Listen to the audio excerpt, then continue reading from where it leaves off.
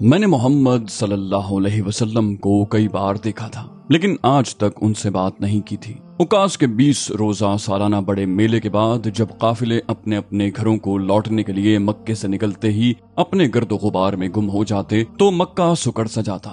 گلیوں میں دوبارہ وہی جانے پہچانے چہرے نظر آنے لگتے۔ یہ سب میرے واقف نہیں تھے، لیکن صورت شناس میں سبھی کا تھا۔ بہت سے تو غلام سمجھ کر میری طرف دیکھنا بھی گوارا نہ کرتے۔ کچھ پہچانتے بھی تھے، لیکن ان کا مجھ جیسے غلام کے ساتھ راہ و رسم رکھنے کا کوئی سوال ہی نہیں تھا۔ لیکن محمد صلی اللہ علیہ وسلم مختلف تھے۔ وہ جب بھی پاس سے گزرتے تو مجھے محبت کے انداز سے مسکرا کر دیکھتے۔ یہی وہ محمد صلی اللہ علیہ وسلم تھے جو اللہ کی وحدانیت کی باتیں کر رہے تھے۔ محمد صلی اللہ علیہ وسلم مجھے اچھے لگتے تھے، اپنی ذات میں اچھے لگتے تھے۔ کسی سود و زیاں کا اس میں کوئی دخل نہیں تھا۔ وہ تھے تو پہلے درجے کے انسانوں کی صف میں، مگر مجھے لگتا تھا کہ اوروں کی طرح وہ مجھے نچلے درجے کا انسان نہیں سمجھتے تھے۔ ان سے مجھ غلام کا کوئی براہ راست تعلق نہیں تھا، اور ہو بھی کیا سکتا تھا، مگر اپنی جماعت کے انسانوں میں وہ واحد شخص تھے جن کی مسکراہٹ کو میں نے اپنے لیے محسوس کیا تھا۔ بلکہ یوں کہیے کہ اس وقت شاید میری ساری زندگی کی واحد خوشی وہ ایک لطیف سا تعلق تھا جو ان کے تبسم سے قائم ہو گیا تھا۔ ان کے علاوہ مجھے دیکھ کر کبھی کوئی اس شفقت اور التفات سے نہیں مسکرایا تھا۔ وہ مسکراتے تھے تو ان کی آنکھیں اور چہرہ ہی نہیں، ان کا سارا وجود مسکراتا محسوس ہوتا۔ میرے درجے کے لوگوں کے لیے تو شاید مسکراہٹ بنی ہی نہیں تھی۔ میں نے ہنستی ہوئی صبحیں دیکھی تھی، رات کے آنچل پر ستاروں کی جھلملاہٹ دیکھی تھی، مسکراتے ہوئے پھول دیکھے تھے، مگر ان سب کا تبسم ہر ایک کے لیے ہوتا ہے۔ محمد صلی اللہ علیہ وسلم کی مسکراہٹ کا ایسا دل میں کھپ جانے والا انداز تھا کہ بندہ ہزاروں کے ہجوم میں تنہا ہو جائے، اس میں کسی غیر کی شرکت کا شائبہ بھی نہیں محسوس ہوتا تھا۔ وہ مسکرا کر میری طرف دیکھتے تو لگتا جیسے بادلوں سے چاند نکل آیا ہو، جیسے چلچلاتی دھوپ میں سایہ میسر آ گیا ہو، جیسے تپتی دوپہر میں ٹھنڈی ہوا کا جھونکا گزر جائے، جیسے بے آب و گیاہ صحرا میں تھوہڑ کی کسی شاخ پر کوئی شاداب پھول نظر آ جائے۔ ایک راندہ خلق سیاہ فام غلام پر نظر اٹھانے کی بھی بھلا کوئی اہمیت ہے، لیکن جب وہ میری طرف دیکھتے تو اس توجہ سے کہ جیسے ان کے نزدیک یہ دنیا کا اہم ترین کام تھا۔ یہ مجھے بہت بعد میں معلوم ہوا کہ ہر چھوٹے بڑے کام کو انتہائی انہماک اور مکمل یکسوئی سے انجام دینا ان کی عادت تھی۔ ان کی مسکراہٹ ایک سچے انسان کی مسکراہٹ تھی، اور میرے لیے یہی احساس ان کی ہر بات کی صحت کی ضمانت تھا۔ میرا دل کہتا کہ اگر محمد صلی اللہ علیہ وسلم کہتے ہیں کہ اللہ ایک ہے تو یقیناً ایک ہی ہوگا۔ اگر وہ کہتے ہیں کہ وہ اللہ کے رسول ہیں تو واقعی وہ اللہ کے رسول ہوں گے۔ اگر محمد صلی اللہ علیہ وسلم کہتے ہیں کہ وہ فرشتے سے ہم کلام ہوئے ہیں تو ضرور ہوئے ہوں گے۔ مگر یہ ساری سوچ میرے لاشعور میں تھی۔ شعوری طور پر مجھے اس کا ادراک اس وقت ہوا جب امیہ رات کو غلام خانے میں آیا اور اس نے مجھ سے براہ راست سوال کیا، سچ سچ بتا تیرا معبود کون ہے؟ میں نے کہا محمد صلی اللہ علیہ وسلم کا معبود میرا معبود ہے۔ میرا جواب سنتے ہی اس کے تن بدن میں جیسے آگ لگ گئی، مگر شاید وہ اس جواب کے لیے تیار تھا۔ کہنے لگا تو اس کا مطلب ہے کہ تو ہمارے خداؤں سے انکار کرتا ہے۔ میں نے کہا محمد الامین ہیں صلی اللہ علیہ وسلم، انہیں ایک فرشتے نے بتایا ہے کہ اللہ ایک ہے۔ میں دل ہی دل میں سوچنے لگا کہ کل میں عمار کے جن الفاظ پر معترض تھا وہی الفاظ آج میری اپنی زبان سے نکل رہے ہیں۔ کل میں عمار کی وجہ سے خائف تھا، مگر آج میں اپنے لفظوں پر بھی خائف نہیں تھا۔ یہ نہیں تھا کہ میں اس دیدہ دلیری کی سزا سے بے خبر تھا، مگر یوں لگتا تھا جیسے میرے اندر طاقت کا ایک سیلاب امڈ آیا ہے، جس کے سامنے امیہ اور اس جیسے کئی خس و خاشاک سے زیادہ وقت نہیں رکھتے۔ امیہ مجھے ٹکڑے ٹکڑے کر دینے کی دھمکیاں دیتا ہوا غلام خانے سے باہر چلا گیا۔ مجھے اس وقت وہ ایک بے بس بچہ لگ رہا تھا جس کا کوئی کھلونا ٹوٹ گیا ہو۔ اس واقعے کے بعد اب روز کا یہ معمول ہو گیا کہ مجھے دوپہر کو غلام خانے سے باہر نکالا جاتا اور دھوپ میں جلتی ہوئی ریت پر لٹا کر میرے سینے پر تپتی ہوئی بھاری بھاری چٹانیں رکھ دی جاتی کہ میں ہل بھی نہ سکوں۔ اسی حالت میں امیہ مجھ پر کوڑے برساتا اور مجھے مجبور کرتا کہ میں اس کے خداؤں کو تسلیم کر لوں۔ میری کمر پر پہلے چھالے پڑے جو ایک دو روز میں زخم بن گئے جن سے خون رستا رہتا تھا، مگر امیہ نے میرے معمول میں فرق نہ آنے دیا، بلکہ ہر روز اس کی شدت میں اضافہ ہی ہوتا گیا۔ ہر روز میرے لیے گزشتہ دن سے زیادہ گرم ریت تلاش کی جاتی، پہلے سے زیادہ وزنی چٹانیں ڈھونڈی جاتی اور پہلے سے زیادہ کوڑوں کی ضربیں۔ ہر روز میں مرنے کے قریب ہو جاتا، مگر امیہ کے سوالوں کے جواب میں احد کے سوا کچھ نہ کہتا۔ ایک دن اس نے تنگ آ کر مجھے ایک رات اور ایک دن بھوکا رکھا، اور پھر مجھے گرم ریت پر لٹا کر مارنا شروع کر دیا۔ मगर मैं चट्टानों के नीचे दबा दबा भी उसके हर सवाल के जवाब में अहद अहद ही दोहराता रहा। बनु जुमाह के सारे मोहल्ले को इल्म था कि बिलाल की इस्लाह की जा रही है। बाद में एक दफा अमर बिन अल-आस ने मुझे बताया कि उन्होंने भी मुझे सजाएं पाते देखा था। बच्चा बच्चा मेरे नाम से वाकिफ हो गया था।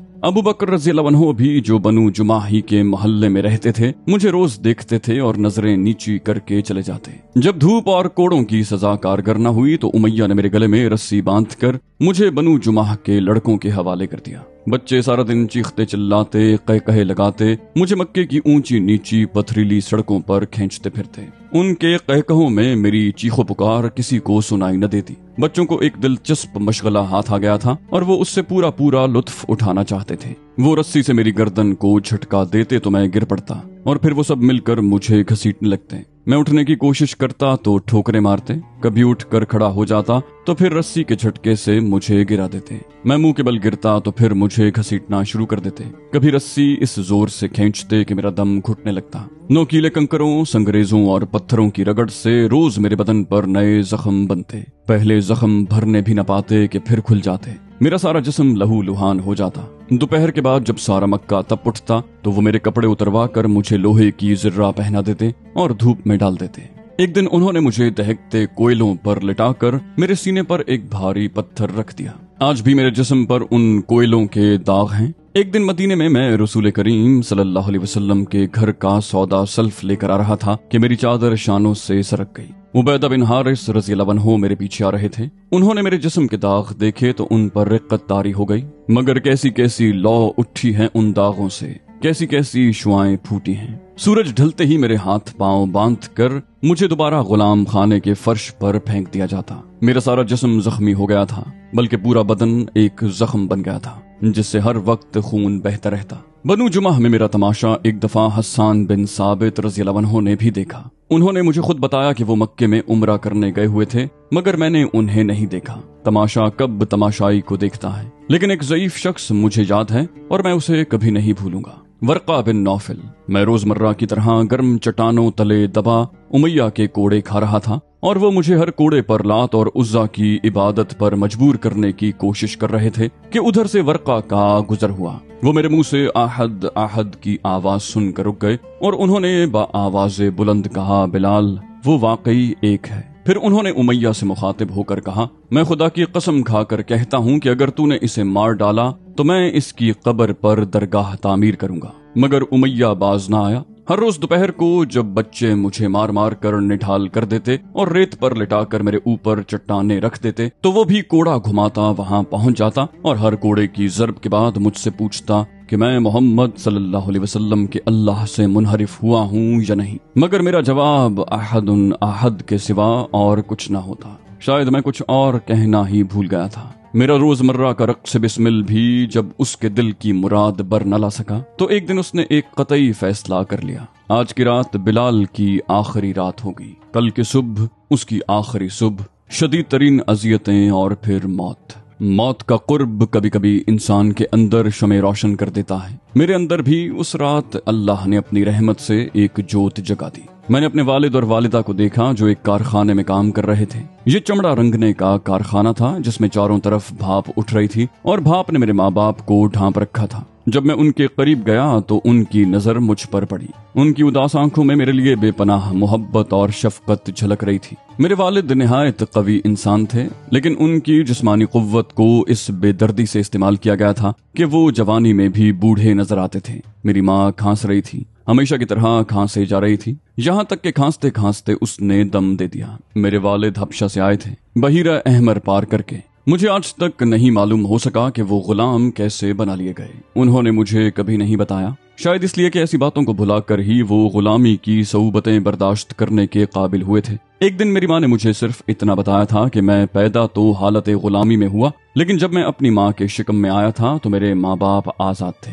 ये बात मेरे लिए कोई खास तसल्ली का बायस नहीं थी, फिर भी कभी कभी मैं उस पर खुश हो लिया करता। फिर उस रात मैंने अपने माँ बाप की गुफ्तगू सुनी। वो सरगोशियों में एक दूसरे से मशवरा कर रहे थे कि क्यों ना हम इस बच्चे को मार डालें और इसे पैदाइशी गुलामी की लानत से बचा लें। मेरे आंसू बह निकले, अपने दुख पर नहीं, उस कर्ब पर जो मेरे वालिदैन ने ये फिक्रे कहते हुए अपने अंदर महसूस किया होगा। मुझे वो दिन भी याद आया जब मैं जवान होने पर बाजार में पहली बार फरोख्त के लिए लाया गया था। अब मैं इब्ने गुलाम नहीं, बजाते खुद गुलाम बनने वाला था। फिर उसके बाद मैं कई बार बिका, ऊंटों के साथ, बकरियों के साथ, भेड़ों के साथ, और बिल्कुल उन्हीं की तरह। आज दमिश्क में बैठकर मैं उन बातों पर हंस सकता हूँ, मगर सोचता हूँ मुझ पर कैसे कैसे दौर गुजरे हैं। गर्म रेत और दहकते अंगारों पर लिटाए जाने के दौर, मक्के के गली कूचों में गले में रस्सी बांधकर फिराए जाने के दौर, गर्म पत्थरों तले दबाए जाने के दौर, डंडों से पिटाई के दौर, ठोकरों के दौर, कोड़ों के दौर। लेकिन उस रात उमैया के गुलाम खाने में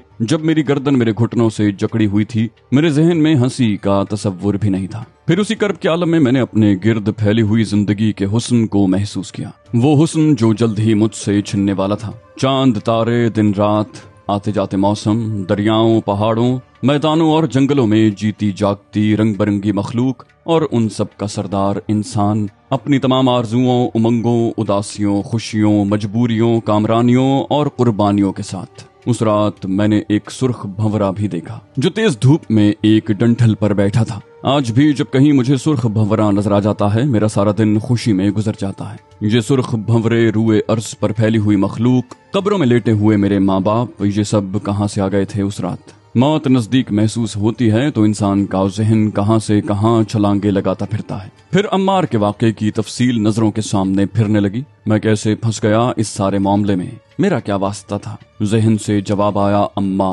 अम्मार ने तुझे इस दलदल में धकेला है। लेकिन अम्मार मेरा क्या लगता था? क्या रिश्ता था मेरा उससे या उसका मुझसे? अगर मैं वाकई उसे कोड़ा मार देता तो वो हरगिज मुझे इल्जाम न देता। उसे पता था कि गुलाम हुक्म उदूली कर ही नहीं सकते, बल्कि उस बेचारे ने तो खुद कोड़ा मेरे हाथ में थमा दिया था। लेकिन फिर भी मेरा हाथ उस पर नहीं उठ सका। दरअसल इसमें अम्मार का कसूर नहीं था। मेरे अंदर, हबशी गुलाम बिलाल के अंदर, कोई कह रहा था कि कुछ भी हो, आज हुक्म की तामील नहीं होगी। गुलाम तो कोई भी फैसला नहीं कर सकते, फैसले बगैर इख्तियार के नहीं होते, और गुलामों के पास इख्तियार कहाँ। तो फिर कोड़ा मेरे हाथ से कैसे गिर गया? गुलाम को तो खुद अपने आप से डर लगता है, फिर कैसे हुक्म उदूली हो गई मुझसे? मैं न बहादुर था न अहमक के बगावत पर उतरा था। फिर कहाँ से आया मुझ में ये हौसला? इसका जवाब कहीं और था। ये हौसला मुझे मोहम्मद सल्लल्लाहु अलैहि वसल्लम से मिला था। रात भर मैं गुलाम खाने के फर्श पर कसम पुरसी के आलम में पड़ा कराहता रहा, रस्सियों में जकड़ा हुआ। रस्सियां मेरे जख्मों में धंसी जाती थीं और मेरी जहनी कैफियत ऐसी थी जैसे अंदर हथौड़े चल रहे हों। थोड़ा सा ख्याल ये भी आता था कि अगर सुबह मैं उनकी खुशामद करूं, वास्ते दूं, मिन्नत समाजत करूं, उनके कदमों पर सर रख दूं, तो शायद मुझे जिंदगी और मौत के दरमियान एक हद फासिल मुयस्सर आ जाएगी। कोई उम्मीद तो होगी जो मैं जिंदा था। सुबह हो रही थी। मैंने गहरे गहरे सांस लेकर नए दिन की ताजा हवा को अपने अंदर जज्ब किया, मगर अब मेरा जहन फिर उस एक अल्लाह के तसव्वुर की तरफ चल पड़ा। उन दिनों मैं बिल्कुल अनपढ़ था, मेरी सोच में कोई अबजद शामिल नहीं थी। मैं चल तो पड़ा एक अनजानी अनदेखी राह पर, लेकिन महज एक खाना बदोश की हैसियत से, जिसे प्यास तो जरूर लगती है, मगर रास्ते के कुएं उसके अपने नहीं होते। मुझे भी प्यास थी, शदीद प्यास। कुएं मेरे नहीं थे, लेकिन मैं प्यासा था और ये प्यास मुझे खींचे लिए जा रही थी, नामानूस राहों पर, न जाने किस मंजिल की तरफ। उस दिन अल्लाह ताला की तौफीक से मैंने अपने आप को उसके हवाले कर दिया। यही मेरा इस्लाम था। मेरे अंदर मिठास की एक लहर दौड़ गई, ऐसी कि मुझे अपने बंधनों में भी चैन मिलने लगा। मुझे यकीन हो गया कि मेरी आफियत सिर्फ और सिर्फ उस एक अल्लाह के कुर्ब में है। ये सच्चाई मेरे दिमाग में नहीं, मेरे दिल, मेरी रूह की गहराइयों में उतर गई। मैंने इबादत शुरू की तो मेरा बातिन नूर नूर हो गया। मैंने रब्बे जलील की हम्दो सना की तो मेरे अंदर अनजानी कुव्वतों के सोते उबल पड़े। मैंने अल्लाह की रहमतों की तलाश की तो खौफ मेरे अंदर से निकल गया, और फिर अल्लाह की कुदरत से सूरज तुलू हुआ। जब वो मुझे लेने के लिए आए तो मैं सरापा तशक्कुर था। उन बदनसीबों को क्या खबर थी कि यहाँ क्या हो चुका है। उन्हें शायद तवक्को नहीं थी, बल्कि मुनासिब भी यही था कि मैं उनके सामने गिड़गिड़ाता, उनके पांव पकड़ता, जमीन पर माथा रगड़ता, उनसे रहम की भीख मांगता। लेकिन जब ऐसा न हुआ तो वो समझे मैं पागल हो गया हूँ। खौफ से मेरा दिमाग माऊफ हो गया है। उन्हें क्या पता था कि मैं अपने खालिक हकीकी के हिसारे आतिफ में हूँ, और अब वो जो कुछ भी करेंगे या नहीं करेंगे वो सब मेरे रब ही की रजा से होगा। انہوں نے مجھے میری جائے عقوبت پر لے جانے کے لیے زمین سے اٹھایا، مگر انہیں کیا معلوم تھا کہ میرا اللہ مجھے پہلے ہی ان کے ہاتھوں کی پہنچ سے کہیں زیادہ بلندی پر لے جا چکا ہے۔ انہوں نے مجھے اٹھایا اور بڑی تیزی سے باہر لے گئے۔ ہمیں دیکھ کر گلیوں میں کچھ کھڑکیاں بند ہوئیں۔ لوگ عام طور پر ظالم نہیں ہوتے، بہت کم ہوتے ہیں جو دوسروں پر تشدد ہوتا دیکھ سکتے ہیں۔ ویسے بات سب کی سمجھ میں آ گئی تھی۔ سارا مکہ جانتا تھا کہ کیا ہونے والا ہے۔ غلاموں کو راہ راست پر لانے کے معاملے میں اہل مکہ کا آپس میں مکمل اتفاق تھا۔ میں نے بغاوت کی تھی، حکم عدولی کی تھی، اپنے آقا کو اس کے احباب کے سامنے رسوا کیا تھا، اس کے مذہبی عقائد سے ٹکر لی تھی، اور ایسی بے راہ روی برداشت نہیں کی جا سکتی۔ جہاں تک امیہ کا تعلق تھا اس کے لیے بات بالکل واضح تھی۔ وہ مجھے مجرم سمجھتا تھا، خطاکار، قصوروار۔ میں اپنی حرکتوں کی وجہ سے بحیثیت غلام اپنی قیمت گنوا بیٹھا،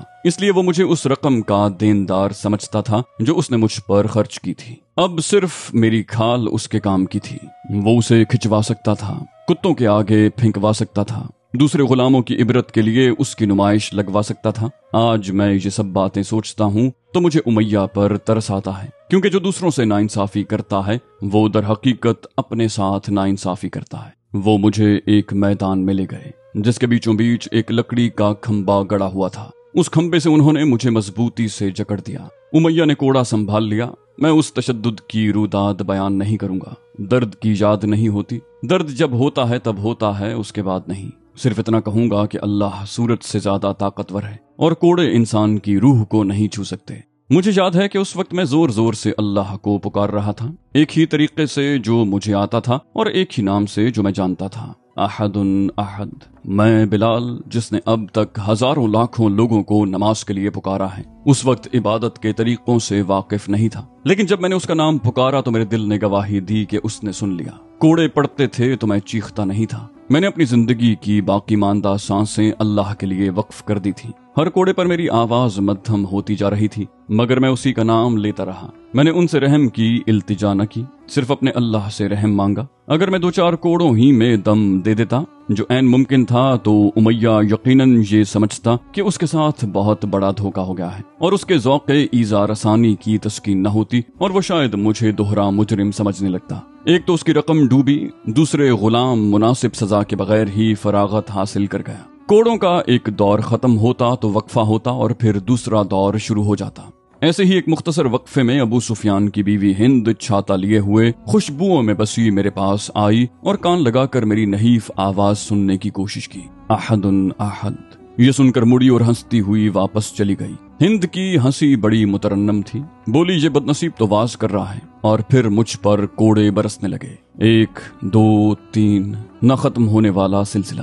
میں نے اکثر سوچا ہے کہ شاید اس دن میں درخت پر پڑے کسی جھولے پر جھولتا ہوا موت کے دامن میں پہنچ گیا، لیکن ایسا نہیں تھا۔ موت کیا ہوتی ہے یہ صرف وہی جانتے ہیں جو واقعی مر جاتے ہیں۔ البتہ اتنا ضرور کہوں گا کہ میں ہر درد سے آزاد ہو چکا تھا، مجھے کسی تکلیف کا احساس نہیں رہا تھا۔ یوں لگتا تھا کہ اپنی دانست میں مجھ پر ظلم کرنے والے میری دنیا سے بہت دور کہیں اپنے ظلم میں مصروف ہیں، جہاں تک کہ جب انہوں نے مجھ پر تپتی ہوئی چٹانیں رکھی جن کے بوجھ تلے میری موت یقینی تھی، تو مجھے صرف اتنا محسوس ہوا کہ انہوں نے ایک کھیل ختم کر کے دوسرا شروع کر دیا ہے۔ میں ان کی پہنچ سے باہر جا چکا تھا۔ ان کی حرکتیں مجھے احمقانہ لگ رہی تھیں، بالکل بچکانہ۔ مجھے وہ ایسے لگ رہے تھے جیسے اکاس کے میلے پر ناچنے والی بھیڑیں۔ پھر میں نے آنکھیں بند کر لیں اور چہرہ آسمان کی طرف اٹھا دیا۔ مجھے اپنے سامنے سرسبز و شاداب کھیت نظر آنے لگے، چاروں طرف پھولوں سے لدے ہوئے درخت تھے۔ میں نے بہتے جھرنوں کی گنگناہٹ سنی، مجھے اپنے اوپر ایک روح پرور سائے کا احساس ہونے لگا۔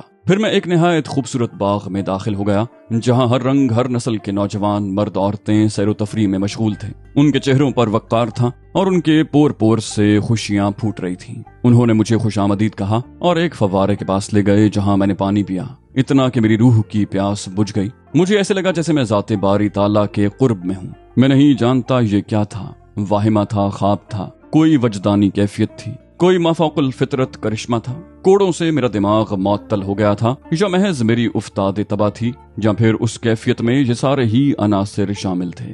بہرکیف جو کچھ بھی تھا جلد ہی ختم ہو گیا، لیکن میں آج بھی اپنے آپ سے پوچھتا ہوں کہ بلال، کیا واقعی تو نے جیتے جی جنت بری کو اپنی آنکھوں سے دیکھا؟ तो दोस्तों ये थी हमारी आज की एपिसोड। उम्मीद करते हैं आपको हमारी एपिसोड पसंद आई होगी। जाने से पहले इस वीडियो को लाइक, शेयर और कमेंट करना मत भूलिए। और अगर आप हमारे चैनल पर नए हैं तो इसे सब्सक्राइब कीजिए और बेल आइकन पर क्लिक कीजिए ताकि आपको तमाम वीडियोस फौरन मिलती रहें। अगली वीडियो तक के लिए अपना ख्याल रखिए। अल्लाह हाफिज।